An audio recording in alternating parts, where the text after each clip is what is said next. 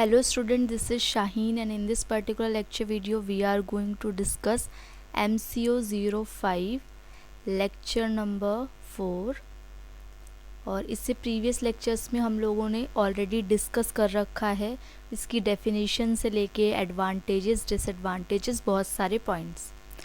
Now आज हम cover करेंगे कुछ कॉन्सेप्ट्स जो कि हमें ध्यान में रखने चाहिए जब हम फाइनल अकाउंट बनाते हैं at that time.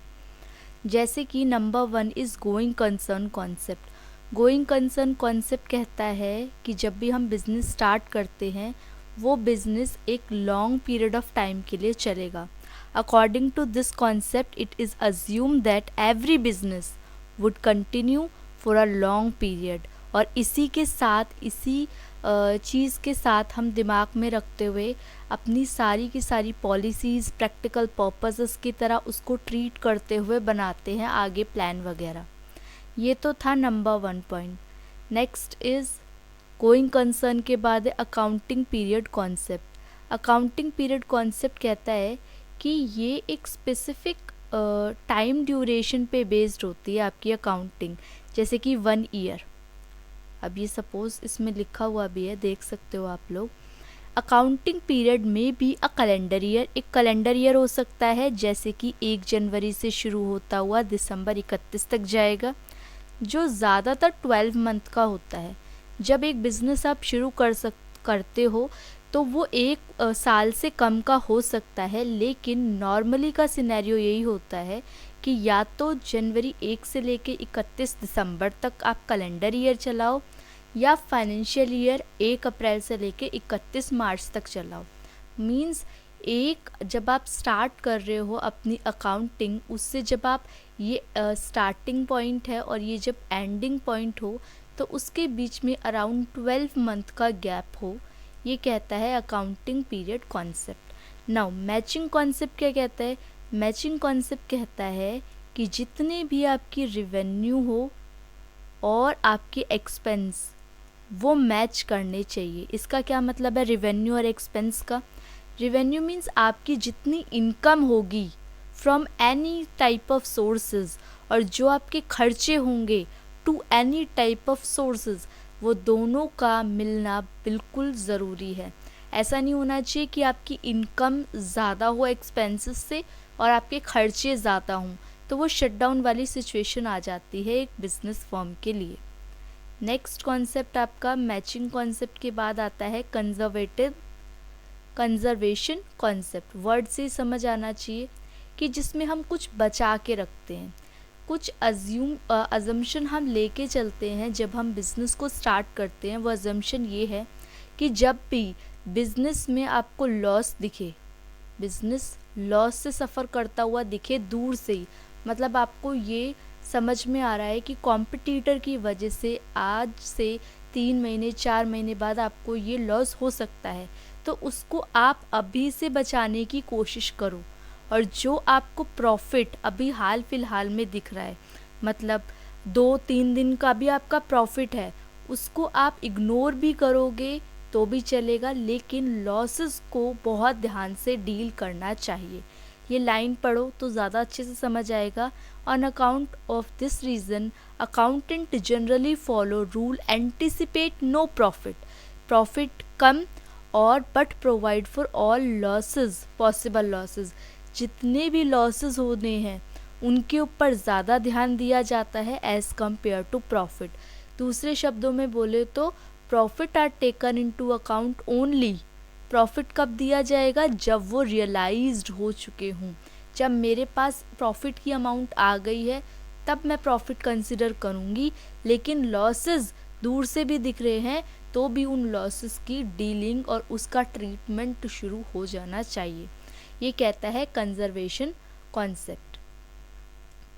Next point is conservation concept के बाद कंसिस्टेंसी कॉन्सेप्ट। कंसिस्टेंसी वर्ड ही अपने आप में एक पूरा डेफिनेशन फ्रेम कर रहा है कि जब हम एक टाइप का ट्रीटमेंट अपनी फर्म के अंदर अपनी ऑर्गेनाइजेशन में शुरू करेंगे, उसी टाइप का ट्रीटमेंट हमें फोर्सिनेबल टाइम के लिए चलाना चाहिए।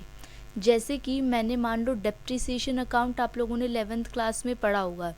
डेप्रिसिएशन मतलब fall in value of fix asset, जो फिक्स एसेट्स में गिरावट आती है। तो हम उसमें 2 मेथड सीखते थे 11th में, स्ट्रेट लाइन मेथड और एक रिटर्न डाउन वैल्यू मेथड। तो ये कॉन्सेप्ट ये कहता है कि अगर एक बार आप ये वाला method straight line method use करना स्टार्ट कर रहे हो तो from the point of time आपको कंसिस्टेंटली ये ही मेथड को यूज़ करना चाहिए। ये देखो ये लिखी हुई है line, similarly if depreciation on fixed assets is provided on straight line basis it should be followed consistently year after year. Time to time, साल दर साल आपको वही टाइप का जो डेप्रिसिएशन है वो फॉलो करना चाहिए। कंसिस्टेंसी कॉन्सेप्ट ये कहता है। Next is full disclosure concept. Full disclosure concept कहता है कि जितनी भी आप फर्म के अंदर ऑर्गेनाइजेशन में अकाउंटिंग कर रहे हो वो अकाउंटिंग ऑनेस्ट होनी चाहिए, उसमें कुछ भी एरर्स नहीं होने चाहिए, उसमें कुछ भी गलतियां वगैरह नहीं होनी चाहिए, बेईमानी नहीं होनी चाहिए आप कह सकते हो। And all significant information should be incorporated there in because these are the statement basic meaning of communicating financial information to all interested party। आप इस तरीके की इंफॉर्मेशन लोगों तक पहुंचाओ जो कि ट्रू हो, फेयर हो, बाइसनेस ना हो उसमें, ताकि जो इन्वेस्टर आपकी फर्म के अंदर इन्वेस्ट करना चाहते हैं वो बहुत ही सोच समझ के आपकी फर्म में इन्वेस्ट करते हैं। तो उस इन्फॉर्मेशन से उनको एकदम करेक्ट इन्फॉर्मेशन पता चले कि हमें इस फर्म के अंदर इस ऑर्गेनाइजेशन में इन्वेस्टमेंट करनी है या नहीं। तो जितनी भी आप इन्फॉर्मेशन डिस्क्लोज करोगे वो ट्रू होनी चाहिए, ऑनेस्ट होनी चाहिए। Next is materiality concept. Materiality concept ये कहता है कि आप ये anyhow is related to full disclosure concept. Full disclosure concept की तरह ही ये कॉन्सेप्ट है जिसके अंदर बोला गया है फुल डिस्क्लोजर का इसका मतलब ये नहीं कि आप सब कुछ बताओगे अपनी इन्वेस्टर्स को, अपनी बुक्स ऑफ अकाउंट्स में सारी की सारी चीज़ें मेंशन नहीं करनी, केवल और केवल वो इन्फॉर्मेशन मेंशन करनी है जो कि रेलिवेंट है, जिन मटेरियल से इन्फॉर्मेशन से इन्वेस्टर को फ़ायदा या नुकसान पहुंचा जा सकता है, वो टाइप की इन्फॉर्मेशन को आप डिस्क्लोज करोगे। Full disclosure concept does not mean that everything should be disclosed, सब कुछ बताते रहो आप। It only means that the relevant and material information को डिस्क्लोज करो। अमेरिकन अकाउंटिंग एसोसिएशन ये कहती है the term materiality as an item should be regarded as material. एक आइटम को हम मटेरियल तब कहेंगे जब उसके होने ना होने से किसी भी डिसीज़न पे अफेक्ट पड़े। इन्वेस्टर का अगर उस मटेरियल इन्फॉर्मेशन को आप डिस्क्लोज नहीं कर रहे हो तो इन्वेस्टर आपकी फर्म ऑर्गेनाइजेशन में इन्वेस्ट नहीं कर रहे, तो इस टाइप की इन्फॉर्मेशन को आपको डिस्क्लोज करना पड़ेगा। फुल डिस्क्लोजर प्रिंसिपल के बाद ये पूरा कंप्लीट हो गया। इसमें एक एग्जांपल दे रखा है जैसे कि दिस में not be an any material effect. For example अगर आप अमाउंट इतनी की जगह इतनी शो करते हो तो जो 14900 है उससे इतना इफेक्ट नहीं पड़ेगा, जिसकी वजह से ये मटेरियलिटी कॉन्सेप्ट में नहीं आता। अब आपसे कुछ क्वेश्चंस पूछे गए हैं जो कि मैं लास्ट लेक्चर वीडियो में जिससे रिलेटेड इन्फॉर्मेशन आपको दे चुकी हूँ, जैसे मनी मेजरमेंट कॉन्सेप्ट क्या होता है, ड्यूअल एस्पेक्ट कॉन्सेप्ट क्या होता है, रिपोर्टिंग स्टेजेस के पूरे इन्फॉर्मेशन इम्पॉर्टेंट पॉइंट्स क्या क्या हैं, अकाउंटिंग प्रोसेस के बारे में। अब अकाउंटिंग स्टैंडर्ड्स, अकाउंटिंग स्टैंडर्ड मतलब अकाउंटिंग अडॉप्ट करती है ताकि जो यहाँ की अकाउंटिंग है और जो आपकी ऑल ओवर कंट्री की अकाउंटिंग है उनको मैच किया जा सके।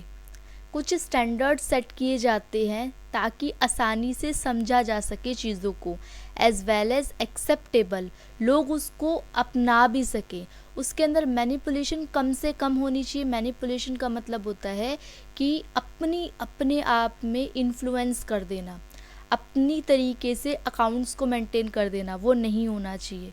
तो ये कुछ अकाउंटिंग स्टैंडर्ड्स की बातें थी। ये आपके एग्ज़ाम पॉइंट ऑफ व्यू से इतना इम्पॉर्टेंट नहीं है। अकाउंटिंग स्टैंडर्ड क्या इम्पॉर्टेंट है वो मैं आपको बता देती हूँ। हाँ, ये जो आपके अकाउंटिंग स्टैंडर्ड्स हैं इनको एक बार गो थ्रू करना ज़रूर से, क्योंकि ये पूछे नहीं जाएंगे, लेकिन अगर कोई भी आपका सब टॉपिक बन के क्वेश्चन आता है तो आप इन पॉइंट्स को उसमें फ्रेम कर सकते हो। जस्ट रीड करना है, इसको लर्न नहीं करना थ्रू आउट। तो होपफुली ये चैप्टर आपका कंप्लीट हो चुका है। इससे रिलेटेड चैप्टर 1 था और इस चैप्टर को हमने 4 पार्ट में डिस्क्राइब किया है। 4 पार्ट अगर आप अच्छे से कर लोगे तो इस चैप्टर में ऐसी कोई भी पॉइंट नहीं होगा जो छूटेगा। नेक्स्ट चैप्टर के लिए हम लोग नेक्स्ट लेक्चर वीडियो में मीट करेंगे। तब तक आप लोग चैनल को सब्सक्राइब करो, शेयर करो वीडियो को as more as possible. Thank you for watching and be happy.